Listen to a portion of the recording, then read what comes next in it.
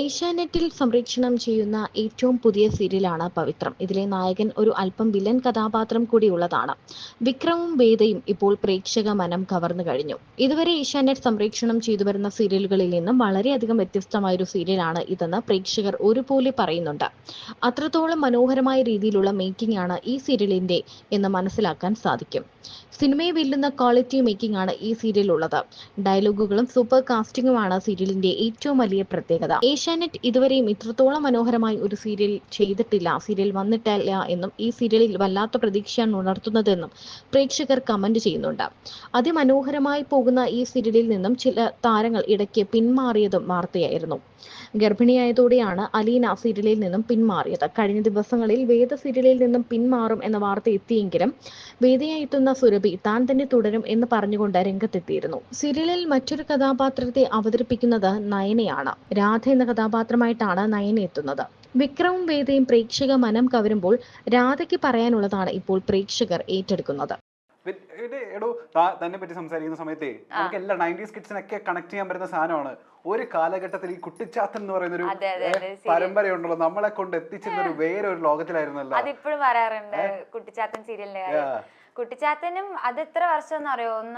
രണ്ടു വർഷം എന്താണ്ടോ ആ സീരിയൽ ഉണ്ടായിരുന്നു. അല്ല, അത് കുട്ടിച്ചാത്തനും ഉണ്ടായിരുന്നു, ഹലോ മായവി എന്ന് പറഞ്ഞിട്ട് വേറൊരു സീരിയലായിരുന്നു. കുട്ടിച്ചാത്തൻ അത് രണ്ടെണ്ണം ഉണ്ടായിരുന്നു. ഏഷ്യാനെറ്റിലും ഉണ്ടായിരുന്നു, സൂര്യയിലുണ്ടായിരുന്നു. ഞാൻ സൂര്യയിലെ കുട്ടിച്ചാത്തനിലായിരുന്നു. പക്ഷെ രസം എന്താന്ന് വെച്ചാൽ ഏഷ്യാനെറ്റ് കുട്ടിച്ചാത്തൻ അവിടെ ആയിരിക്കും, സൂര്യയുടെ ഇവിടെ ഷൂട്ട് ആയിരിക്കും. അത് നമ്മൾ അടിയാണ്, അവരവിടെ വേണ്ട പോണ്ട നോക്കിക്കോട്ട് വരാനായിരുന്നു അന്ന്. പക്ഷെ കുട്ടിച്ചാത്തനും നവ്നീത് അവരൊക്കെയാണ് ഏഷ്യാനെറ്റില്. ഇവിടെ അപ്പൂസിനറിയോ?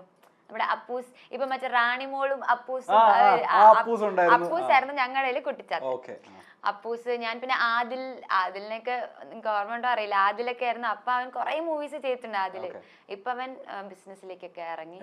സോ ആ സമയത്തും എന്റെ അടുത്ത് എപ്പോഴും പറയും, ഞങ്ങൾ സ്കൂൾ കഴിഞ്ഞ് വന്നാൽ ആദ്യം ചെയ്യുവാണെങ്കിൽ കുട്ടിച്ചാത്തൻ കാണുമായിരുന്നു 6 മണിക്ക് എന്നൊക്കെ പറയും. അതൊക്കെ കേൾക്കുമ്പോൾ നല്ല സന്തോഷമുണ്ട്. ഇപ്പോഴും ഓർത്ത് വെക്കുന്നുണ്ടല്ലോ.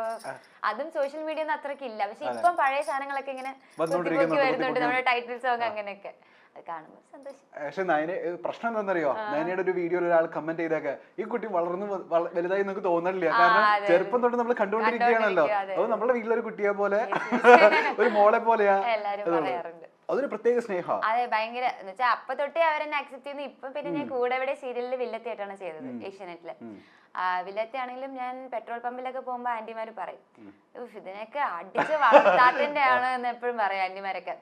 അപ്പം ഈ ഇടയ്ക്ക് പെട്രോൾ പമ്പിൽ പോയപ്പോഴാണ് പറഞ്ഞത്, നീ എന്നാലും ഞാൻ എന്താ ചെയ്യുന്ന വെച്ചാൽ സൂര്യ കൈമൾ, അതായത് ഹീറോയിനെ പാറയുടെ മുകളിൽ നിന്ന് തള്ളിയിട്ട് കൊല്ലാൻ നോക്കും. അത്രയും ചെറിയ ചെറിയ കാര്യങ്ങളെ ഞാൻ ചെയ്യാറുള്ളൂ.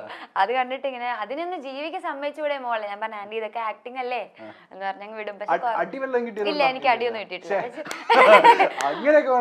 അടി കിട്ടിയിട്ടില്ല. പക്ഷെ എനിക്കൊരു ഇൻസിഡന്റ് ഉണ്ടായിട്ടുണ്ട്. ഞാൻ ഇങ്ങനെ കല്യാണത്തിന് സദ്യ കഴിക്കാൻ ഇരിക്കുമ്പോ എന്റെ ഓപ്പോസിറ്റ് ഒരു മെന്റലി റിട്ടയർഡ് ആയിട്ടുള്ള ഒരു കുട്ടിയുണ്ട്. അവിടെ നിന്ന് കഴിച്ചുകൊണ്ടിരിക്കുക. അപ്പൊ ആ കുട്ടീനെ കഴിച്ച് എന്നെ നോക്കിയിട്ട് പറഞ്ഞു നീതു എന്ന് പറഞ്ഞിട്ട് ഇങ്ങനെ എന്നെ റെക്കഗ്നൈസ് ചെയ്തു. അതായത് നീതു, പിന്നെ അതിഥി ടീച്ചർ, ആ ക്യാരക്ടേഴ്സ് ഒക്കെ ഇങ്ങനെ പറയാം. അപ്പം അത് എനിക്ക് ഭയങ്കര, എന്നെ റെക്കഗ്നൈസ് ചെയ്തല്ലോ, അത് നീതു എന്ന് എന്റെ ക്യാരക്ടറിന്റെ പേര് വിളിച്ചിട്ട് റെക്കഗ്നൈസ് ചെയ്തപ്പോ ഭയങ്കര ഹാപ്പിയായി. അതൊരു ഭയങ്കര ലൈക്ക് ഇപ്പോഴും മെമ്മറബിൾ ആയിട്ടുള്ള ഒരു ഇൻസിഡന്റ് ആണ്. പക്ഷെ ഇതുപോലെ അടി കിട്ടിയിട്ടില്ല. പോകുമ്പോഴൊക്കെ മോളെ ഇച്ചിരി കുറുമ്പ് കൂടുതലാണ് കേട്ടോ അങ്ങനെ പറയും. പക്ഷെ എന്റെ ഡ്രസ്സൊക്കെ നല്ല രസമാണ്, ഡ്രസ്സിങ്സ് എന്തൊക്കെയാന്ന് കാണാൻ വേണ്ടിയിട്ട് സീരിയല് കാണാറുണ്ട് എന്നൊക്കെ പറയുന്ന കേൾക്കുമ്പോ എന്റെ ഡ്രസ് കാണാനൊക്കെ സീരിയല് കാണുന്നുണ്ടല്ലോ. ഇതുപോലെ നയനയുടെ ഏറ്റവും കൂടുതൽ ഹൈലൈറ്റ് ചെയ്ത് എടുത്ത് കാണിക്കുന്നത് നയനയുടെ മുടിയാണല്ലോ. അന്നും ഇപ്പൊ ചെറുപ്പത്തിലെ ഇത്രയും മുടി ഉണ്ടായിരുന്നു, ഇപ്പോഴും വലിയ മാറ്റമൊന്നുമില്ല. ചെറുപ്പത്തിലെ കുറച്ചുകൂടെ നല്ല കട്ടി ഉണ്ടായിരുന്നു. പിന്നെ ഇടയ്ക്ക് ഞാൻ ചെന്നൈയിലെ ഒരു ഡാൻസ് റിയാലിറ്റി ഷോ ആയിട്ട് പോയി. വീണ്ടും അവിടെ ഒരു തമിഴ് ചാനൽ ഉണ്ടായിരുന്നു. അപ്പൊ അവിടുത്തെ ഉപ്പ് വെള്ളമൊക്കെ വെച്ച് ഫുൾ മുടി അത്രയും പോയി. പക്ഷെ എന്നാലും ഇപ്പം എങ്ങനെയൊക്കെയോ ഞാൻ മെയിൻറ്റെയിൻ ചെയ്യുന്നുണ്ട്.